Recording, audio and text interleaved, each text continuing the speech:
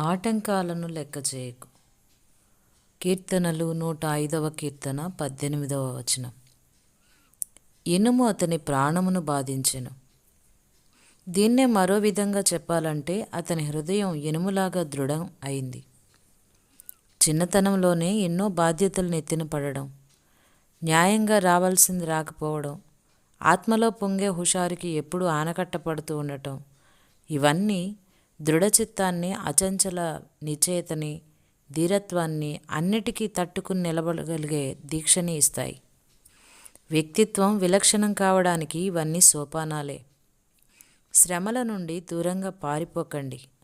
మౌనంగా, ఓపికగా వాటిని సహించండి. వీటి ద్వారానే దేవుడు మీ హృదయాల్లోకి ఇనుమును ప్రవేశపెడతాడు. దేవునికి ఉక్కు మనుషులు, ఇనుప కత్తులు, ఇనుములాగా దృఢమైన మనస్తత్వాలు కావాలి. ఇనుప పరిశుద్ధులు కావాలి. అయితే మానవ హృదయాన్ని ఇనుములాగా చేయడానికి శ్రమలు తప్ప వేరే ఉపాయం లేదు. కనుక దేవుడు మనుషుల్ని శ్రమల పాలు చేస్తాడు. నీ జీవితంలోని అతి శ్రేష్టమైన సంవత్సరాలు నిస్త్రాణగా గతించిపోతున్నాయా?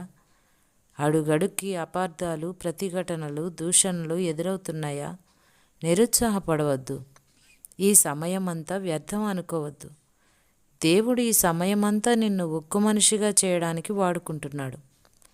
శ్రమలనే ఇనుప కిరీటాన్ని ధరించగలిగితేనే మహిమ అనే పసిడి కిరీటం దక్కుతుంది.